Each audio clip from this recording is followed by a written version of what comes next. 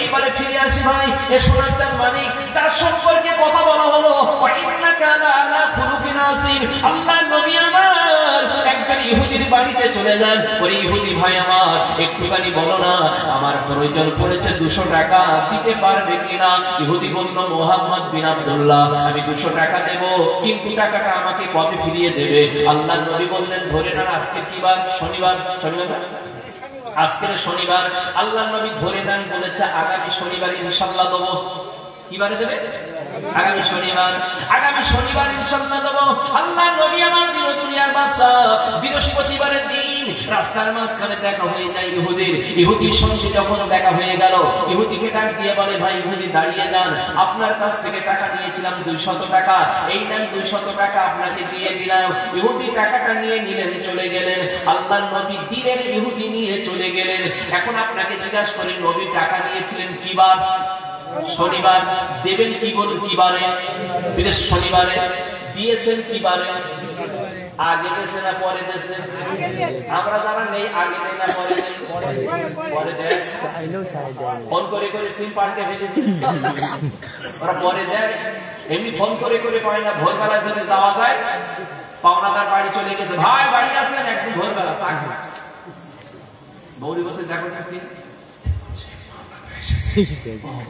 4 বছরের ছোট্ট বাচ্চা মরে বলছে, কাকু বাইরে যাও, তোমার কাকুকে গিয়ে বলো আব্বু বাড়ি নেই। দিলেন না, আল্লাহর নবী কোনো আওয়াজ করলেন না, বলল, ভাই একবার স্মরণ করে দেখেন টাকা দিয়েছিলাম কিনা। আল্লাহর নবীর পিতা মাতা নিয়ে গালাগালি দিলেন, ছোট বড় বললেন, অনেক কথা বললেন। আল্লাহর নবী বারবার বলে, একবার স্মরণ করে দেখো আমি টাকা দিয়েছিলাম। তখন বলার পরে ডাক দিয়ে বলল, মুহাম্মদ বিন আব্দুল্লাহ, যদি তুমি আমাকে প্রমাণ দিতে পারো, আমার টাকা দিয়েছিলে যদি কেউ প্রমাণ দিতে পারে, তাহলে আমি চলে যাব, না হলে আমাকে টাকা না দেওয়া পর্যন্ত আমি যাব না। আল্লাহর নবীর একজন সাহাবী হযরত তালহা রাদিয়াল্লাহু তাআলা সামনে দৌড়ে এলেন, ইয়া রাসূলুল্লাহ, ইয়া হাবিবাল্লাহ, দাঁড়িয়ে যান, দাঁড়িয়ে যান। ওরে ইহুদি, আমার নবীর পক্ষ থেকে আমি সাক্ষ্য দেব, আমার নবী আপনাকে টাকা দিয়েছে। আল্লাহর নবী তালহাকে ধমক দিয়ে বললেন, তালহা সাবধান, সাবধান, উম্মুল কাযযাব, মিথ্যা কথা বলবে না, মিথ্যা কথা বলবে না।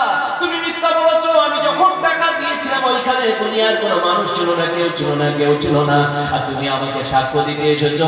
মিথ্যা সাক্ষী রাসূলুল্লাহ পছন্দ করি না, পছন্দ করি না। একটা মিথ্যা কথা বললে 40 দিনের ইবাদত নষ্ট হয়ে যায়। কদিনের? হ্যাঁ, একটা মিথ্যা কথা বললে 40 দিনের ইবাদত নষ্ট হয়। এই যন্ত্রণা যেদিন থেকে আমাদের পকেটে এসেছে ভাই, মানুষ যে জন্মের মিথ্যে কথা এর ভেতরে কয়। হুজুর কোথায়? বাড়ি শুয়ে পড়ে বলতে চাই, আমি হঠাৎ করে একটু কলকাতায় এসেছি। হুজুর তখন বাড়িতে পারবে না, হুজুর কতদিন এসেছেন? বলছে ফিরে এসে গেছি। তখন বাড়িতে গাড়ি ছাড়িয়ে দিবা লাগবে। আপনি তো দেখতে পাচ্ছেন হাজার মিথ্যা কথা এর ভিতর থেকে হয়, হয় কি হয় না? হ্যাঁ, একটা মিথ্যা কথা বললে যদি 40 দিনের ইবাদত নষ্ট হয়। জীবনে যতটুকু মিথ্যা কথা বলেছে হিসাব করে দেখো, প্লাস মাইনাসে আর কিছু আছে কিনা। যদি কিছু না থাকে জোগাড় করে দেয়, জোগাড় করে দেয়। আল্লাহর নবী সাহাবী তালহা রাদিয়াল্লাহু তাআলা আনহুর সামনে দাঁড়িয়ে বললেন, ইয়া রাসূলুল্লাহ, ইয়া হাবিবাল্লাহ, আমি সেখানে ছিলাম না বটে। এমন করে যখন ধমক দিয়ে দিলেন, আল্লাহ রাসূল জানিয়েছেন, একটা মিথ্যা কথা বললে যদি 40 দিনের ইবাদত নষ্ট হয়, একটা মিথ্যা কথা চাপা দিতে গেলে 70টার অধিক মিথ্যা কথা বলা লাগে। একটা মিথ্যা কথা চাপা দিতে গেলে 70টার অধিক মিথ্যা